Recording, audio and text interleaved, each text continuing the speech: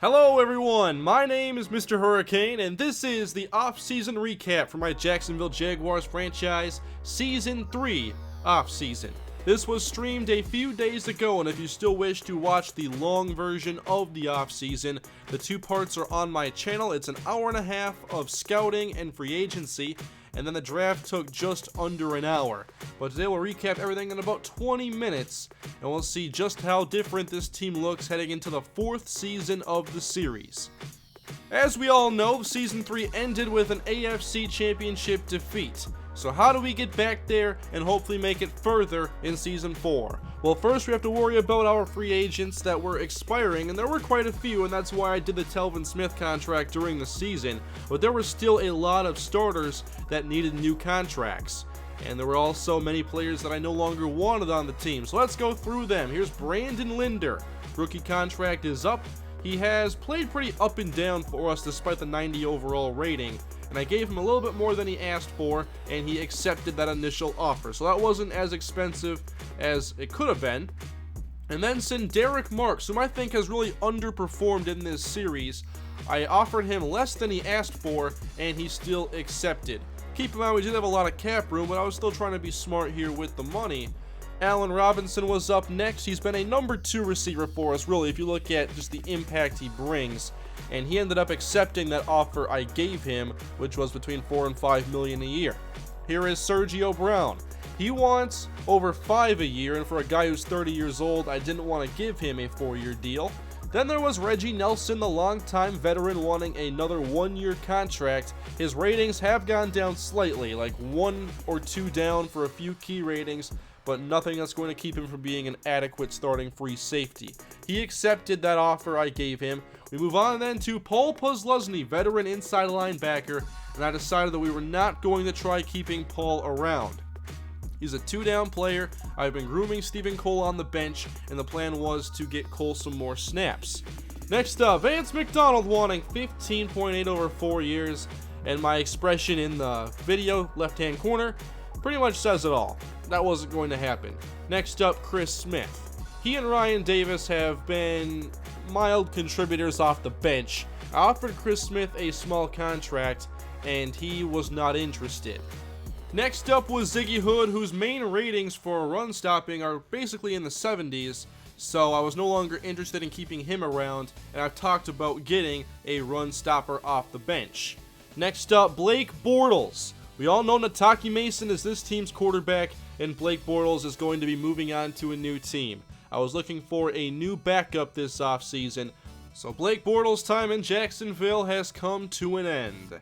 Next up, Marquise Lee was not asking for very much. I did offer him more than he was asking, and he ended up declining this offer. So Lee hit free agency. Of course, we had Keyston Holiday, but I still wanted to keep Lee around. He's been a good player.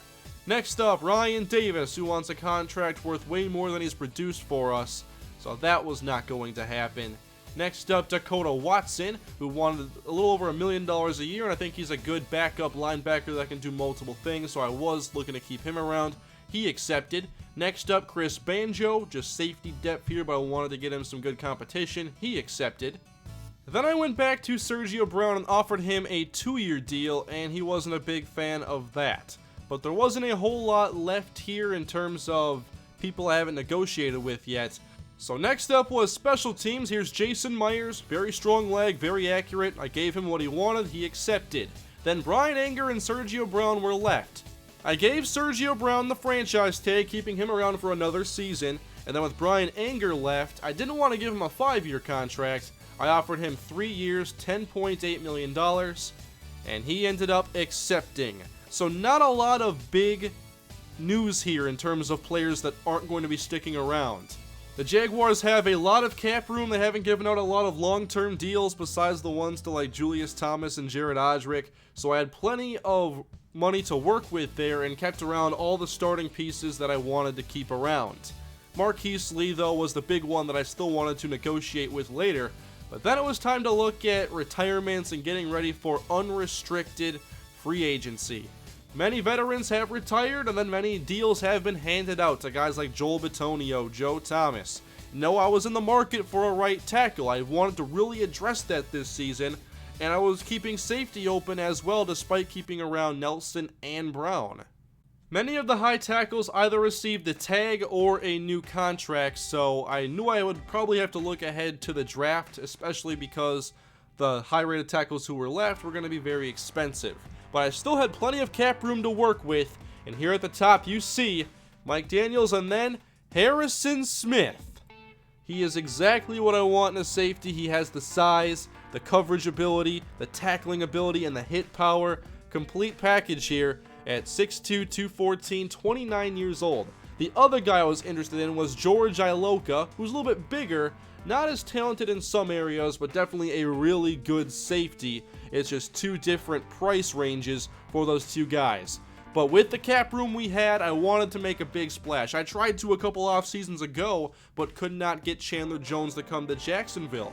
So with Harrison Smith, I knew it was going to be a very expensive contract, and there was a lot of competition for him. So then I looked around to other positions. Tyrod Taylor, perhaps he would be a good backup for Nataki Mason. How about Marshawn Lynch? I would like to get some more power in our backfield where Sean Marshall hasn't exactly stolen the show in any way. So Marshawn Lynch, even with 78 speed, you look at his power and strength and like stiff arm, there's a role for a player like him even if he's not starting. Virgil Green was a tight end I've been interested in, and there was nobody offering to him, so I like to go to these players I like and just give them a one-year deal and see if anybody else gets interested. And here you see, best left tackle out there is Nate Solder, and you know that with the competition, he's going to get more than what he's asking for. And then there was Jack Muhort at right tackle, and I wasn't really looking to offer at him with 86 impact, 83 pass block. I thought I could do better. Lael Collins, guard tackle. I could have him play tackle, but still 83 strength, 84 pass block. Not worth handing out a big contract during the offseason. Pass rusher, I haven't talked about that much. I really wanted to address pass rush this year. Remember, in Season 3, we only had 2 players with more than 2.5 sacks. So the veteran Mario Williams, I gave him an offer. Then how about that run stopper off the bench I mentioned? Terrence Knighton, bring him back to Jacksonville potentially. Offered him around $3.5 million on a one-year contract. And I also had the option of Haloti Ngata if the deal with Knighton didn't work out. I tried to raise my offer for Harrison Smith to make him an incredibly high-paid safety, but the Dolphins were still always the highest bid. I increased guaranteed money. I made this a 6-year, $80 million offer, and I'm not even cracking the top 3 here. I tried to do some different kind of offers with increasing the guaranteed money, but I just couldn't make any progress here, it seemed. Then I went back to Marquise Lee, a little bit cheaper contract here, and this deal is worth about $5.2 million over 3 years.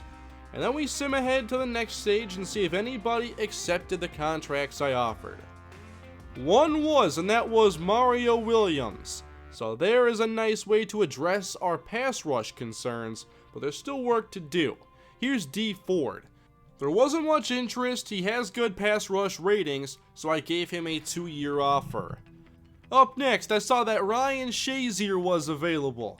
We all know he's very athletic and has a very intriguing skill set, and I decided to give him an offer because he was requesting around $5 million a year. I know we have Stephen Cole on the roster, but this is an opportunity I didn't want to pass up. And we were already the highest bid with that offer that was right in line with what he was requesting. So we sim ahead to the following stage of free agency. And now Marquise Lee and D Ford have accepted their offers, so Lee sticks around. And we have 2 new pass rushers to try and bolster this front 7. Then I looked at all the competition we had for various players I had bid on, and in most cases we were being outbid. So then I decided to look for more players that didn't have a lot of interest. Here's Matthew Stafford, down to a 76 overall.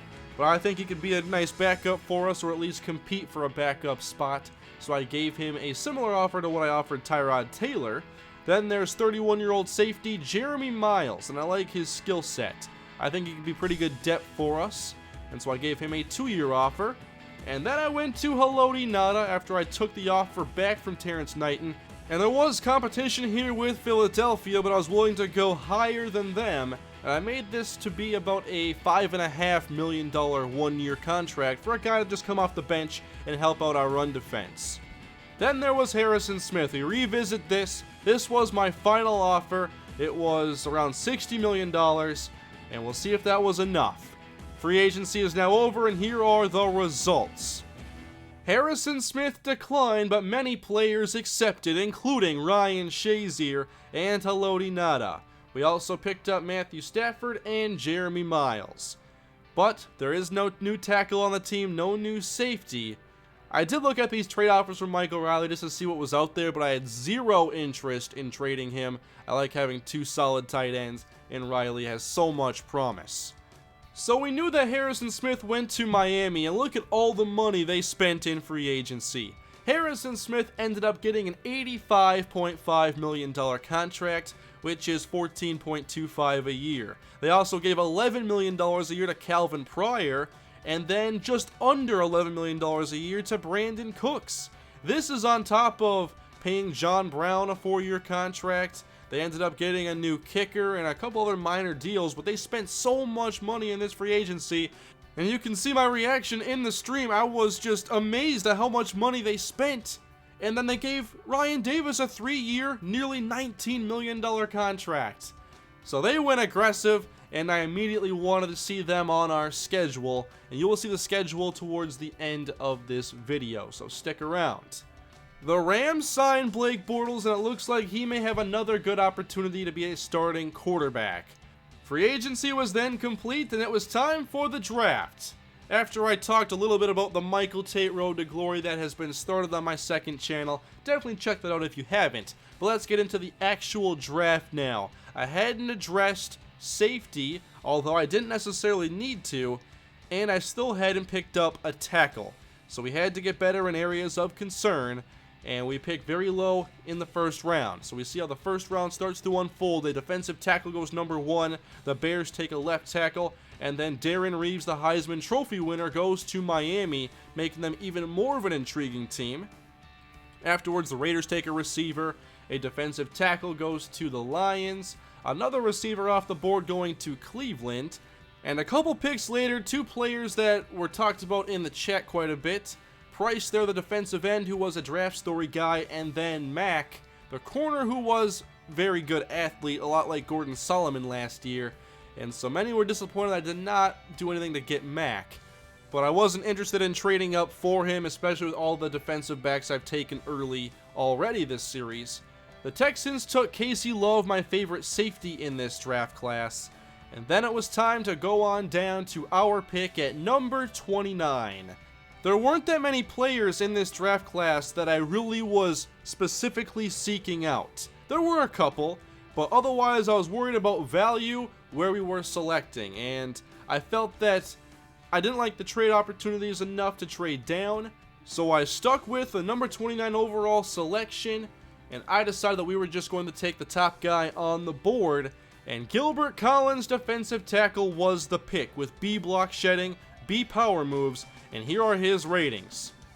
He can get to the quarterback as well as stop the run, so it's someone who is a welcome addition to our defensive line rotation.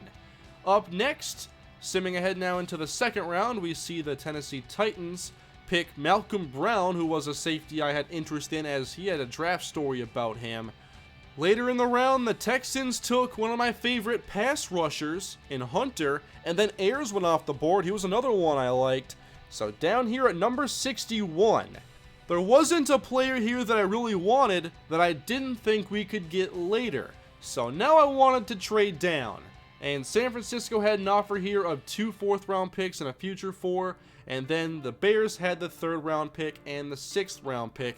So we didn't gain much. We dropped down a few spots, and they take right tackle Cameron Pendleton. I did like him.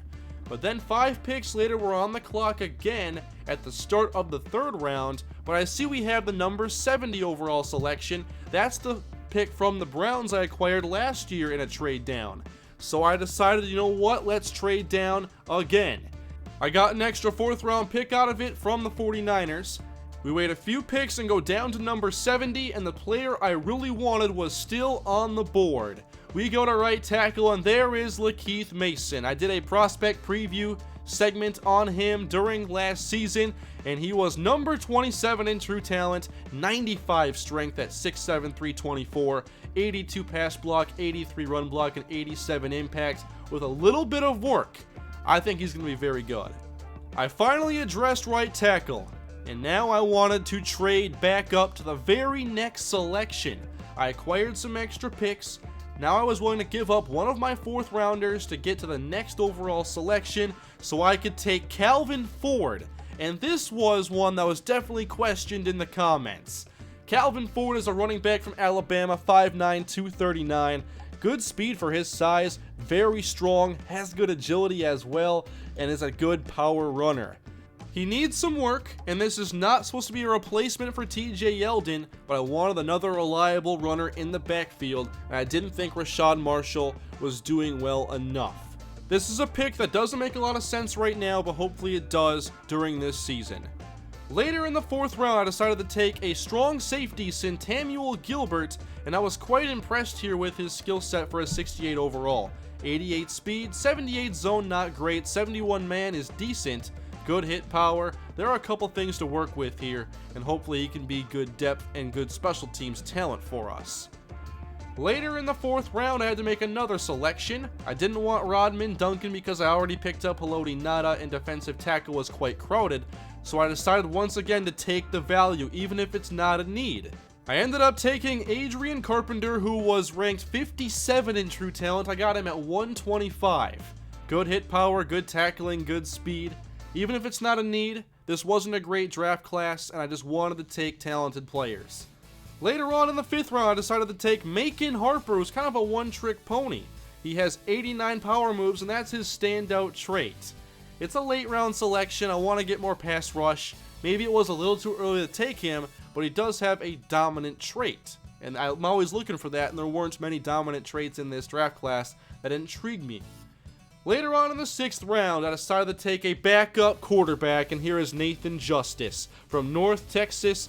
He's 52 in true talent, and I thought his ratings were quite impressive for a player that fell down this far. This is the beginning of the 6th round. Then at number 189, I decided again to just go with a talented player. Brendan Russell, center prospect, has very good run blocking and strength. Pass block is not that great. Impact blocking leaves some to be desired, but I want to get some better backup offensive linemen, and here's another good one. In the 7th round, I had back-to-back selections, and first took Jared Ballard from Florida, who had B block shedding, B- tackle. He's more of a 4-3 defensive tackle. I know we have a lot of them, but he's 144 in true talent. It's a good player to take here in the 7th round. And then with the final pick in the draft, I decided to let the chat have the choice here, and most comments said Sean Bernard, as we finally take a wide receiver, as we get some competition for Vladimir Mims. 6'4", 222 with 94 jumping. We'll see if he can make some plays in the preseason.